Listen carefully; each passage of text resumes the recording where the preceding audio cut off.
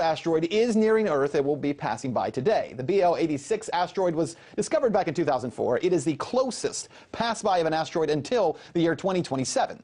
According to NASA, this asteroid will pass within 745,000 miles of Earth. It's about 3 times the distance of the Moon, but it will not be visible to the naked eye.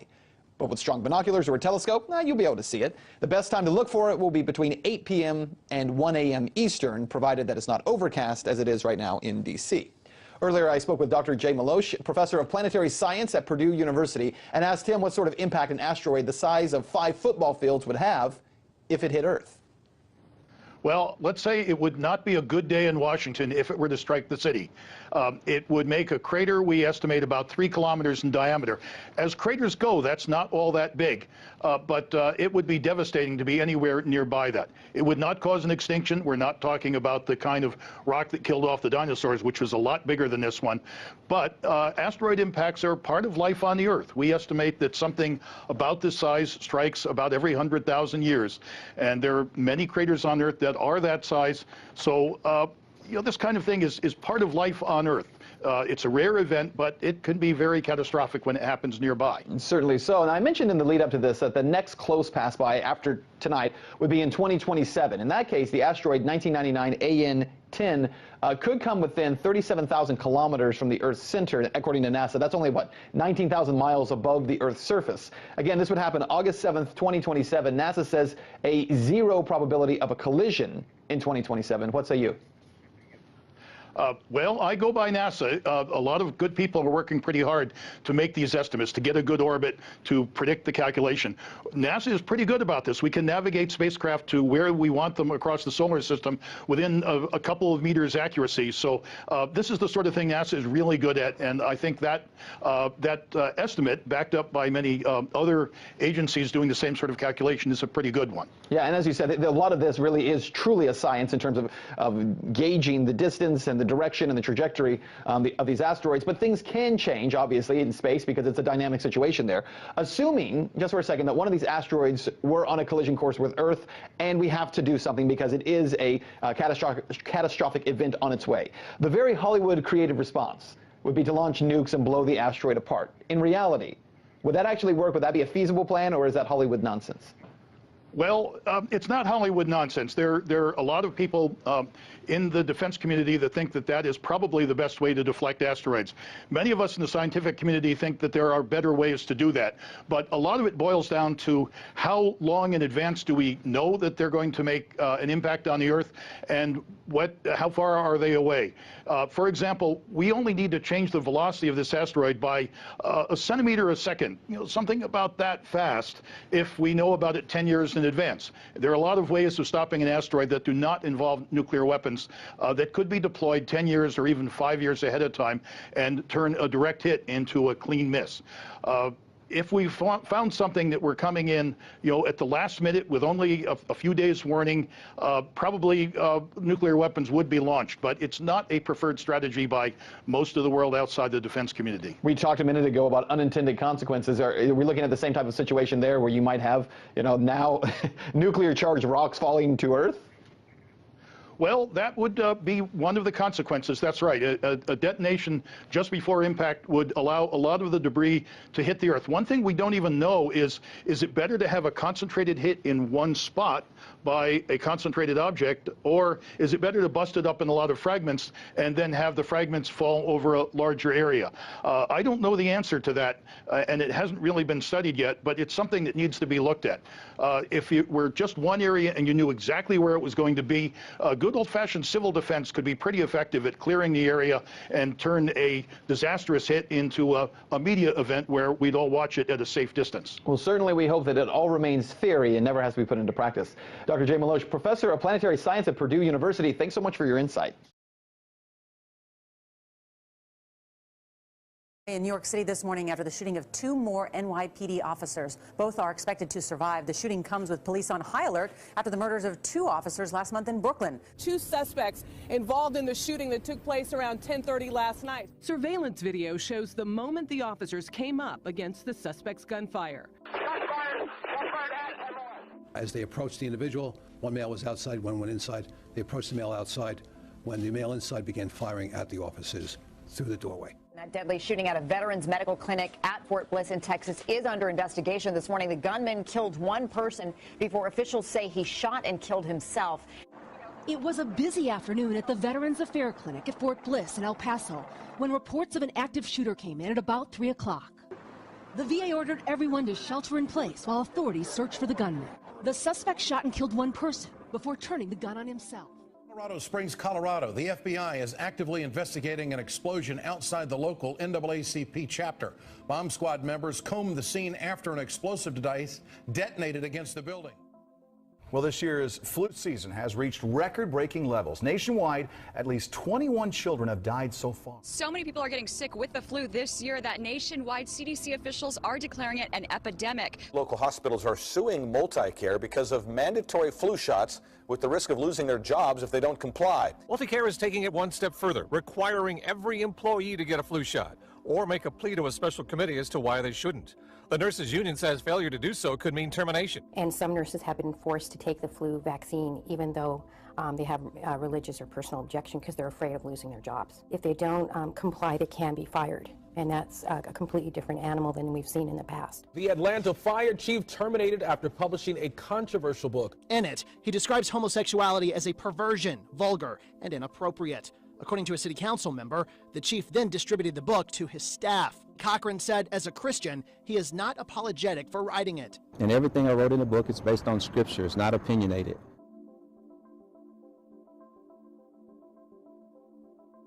Newsweek magazine's latest issue is it's a piece bashing the Bible. You can see the cover there. The cover declaring the Bible so misunderstood, it's a sin.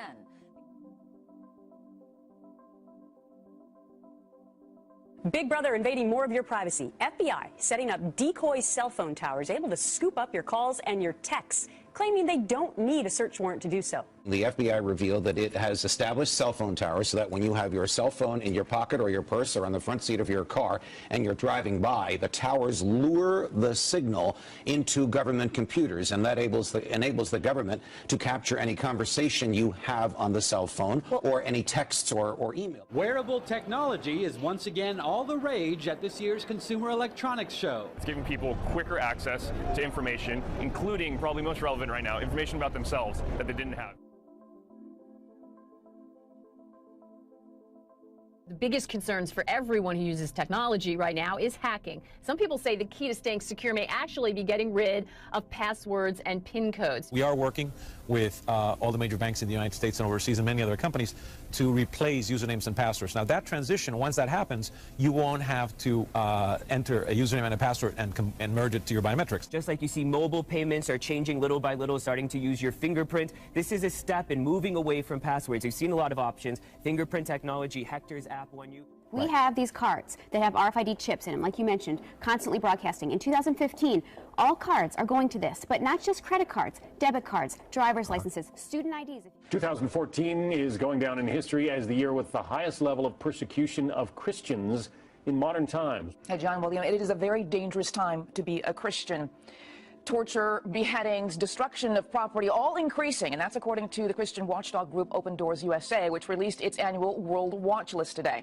Although North Korea and its brutal imprisonment of Christians tops the list of 50 countries hostile to the faith, Islamic extremism remains the #1 threat. The world is reacting tonight to a terrorist attack in one of the great world capitals that prompted an urgent manhunt and a frantic effort to identify 3 men. Today in Paris, in broad daylight, masked men entered the editorial offices of a satirical magazine. Their target in the heart of Paris was the satirical magazine Charlie Hebdo. Minutes later, more killing as police officers confront the gunman. One attacker walks to a wounded officer and shoots him point blank. France is on its highest terror alert. More than 80,000 security forces have fanned out across the country. Officers blocked roads and searched houses in the Picardy region north of Paris. As darkness fell tonight, the hunt continued. Police are going through towns and villages across this entire area. They're on foot, they're going door to door looking for any possible hiding places. France is reeling from bloody twin sieges in Paris and near the capital, which left 4 hostages dead and 4 others critically injured. Helicopters flew overhead while snipers took positions on nearby rooftops. It was a heart-stopping finale. An entire nation on edge, much of the world watching. 2 hostage standoffs and raids unfolding, just minutes but miles apart. Here's the point. There's been a very serious push from the left saying, let's not over-militarize our cops. That should put an end to that discussion right now. We should over-militarize. We should continue to do that. One last thought. I'm sorry. No, after 9/11, I was in the building at 9/11. Right after 9/11, there was the New York City cops. What they did was they did these shows of force. Heavily armed cops would walk around buildings. They'd show up anywhere. 12 cop cars would line up. They'd get out with the full body gear, with the machine guns, ready just to show the bad guys they're there. That's kind of gone away. Maybe it's time to bring it back. You want It's to live not in a police intimidating. state, though? No, I mean, I don't want to. It's not a police state. Okay, but It's let a me. safe. We begin in France with a massive national day of unity. All those world leaders led by the president of France, by his longtime political rival as well. You see Angela Merkel, the German chancellor there. Others, we saw Benjamin Netanyahu, David Cameron, Mahmoud Abbas, all gathered in one place, all going to lead a very, very large crowd. This is an unprecedented moment, Steve. We're hearing more than 1 million people. Dozens of world leaders expected here today, including the German chancellor, prime ministers of Italy, Turkey, Israel, Jordan's king and queen, Spain is here. Well, one thing we learned early on about Pope Francis, meanwhile, is the new boss is definitely not the same as the old boss. Next year, the pontiff's focus will be unchanged, not his own, but climate change. A new blast of Arctic air has temperatures plummeting across a big portion of the country. It is 30 below zero in Riverton, Wyoming, and a snowstorm in the southwest dusting Las Vegas and blanketing parts of California. The snow fell so fast in Southern California, more than 200 motorists became stranded on winding mountain roads overnight. By morning, the storm had dumped more than 6 inches of snow in low-lying valleys, breaking a snowfall record set in the 1800s. I've never seen this in my life, so it's a lot of snow. You mentioned Catalina. That's where a fierce windstorm turned deadly. The high winds and choppy water slammed boats ashore in Avalon Harbor. One witness described it as like a witch's cauldron, with the wind whipping up from all directions. Another, a man who's lived on the island for 45 years, says he's never seen anything like it. Boats ripped from their moorings. A massive bushfire in South Australia has destroyed homes and is putting people's lives in danger. The fire is out of control on several fronts and threatening the outskirts of Adelaide. With conditions described as the worst since 1983, there are fears that further wind changes could accelerate the fire.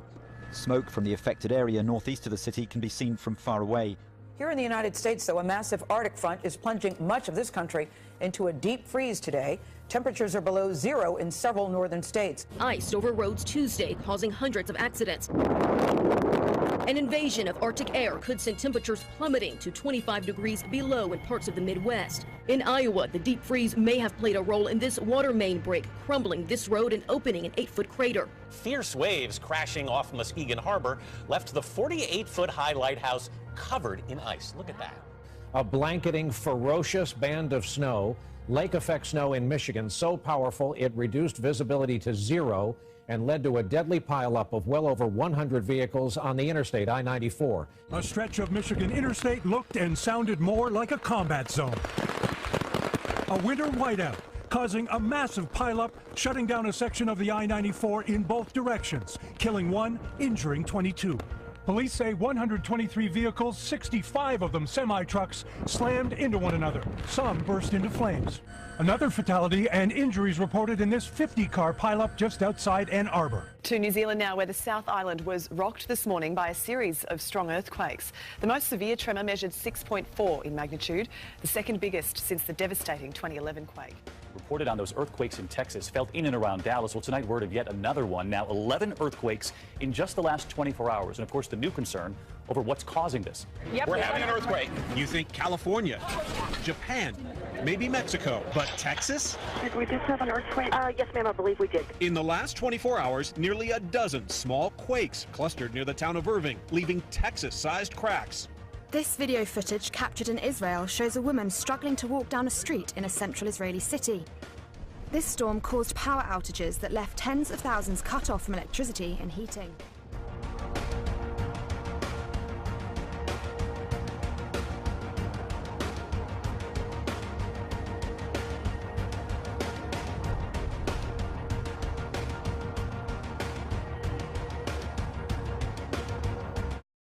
need Ben Affleck or Bruce Willis to go blow it up. But a massive asteroid is nearing Earth. It will be passing by today. The BL-86 asteroid was discovered back in 2004. It is the closest pass-by of an asteroid until the year 2027.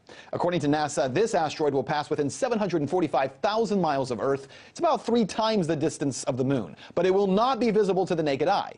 But with strong binoculars or a telescope, you'll be able to see it. The best time to look for it will be between 8 p.m. and 1 a.m. Eastern, provided that it's not overcast as it is right now in D.C. Earlier, I spoke with Dr. Jay Malosh, professor of planetary science at Purdue University, and asked him what sort of impact an asteroid the size of 5 football fields would have if it hit Earth. Well, let's say it would not be a good day in Washington if it were to strike the city. It would make a crater we estimate about 3 kilometers in diameter.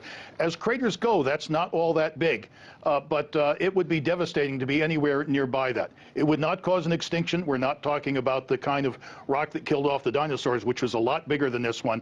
But asteroid impacts are part of life on the Earth. We estimate that something about this size strikes about every 100,000 years. And there are many craters on Earth that are that size. So, this kind of thing is part of life on Earth. It's a rare event, but it can be very catastrophic when it happens nearby. Certainly so. And I mentioned in the lead up to this that the next close pass by after tonight would be in 2027. In that case, the asteroid 1999 AN10 could come within 37,000 kilometers from the Earth's center. According to NASA, that's only, 19,000 miles above the Earth's surface. Again, this would happen August 7th, 2027. NASA says a 0 probability of a collision in 2027. What say you? Well, I go by NASA. A lot of good people are working pretty hard to make these estimates, to get a good orbit, to predict the calculation. NASA is pretty good about this. We can navigate spacecraft to where we want them across the solar system within a couple of meters accuracy. So this is the sort of thing NASA is really good at, and I think that estimate, backed up by many other agencies doing the same sort of calculation, is a pretty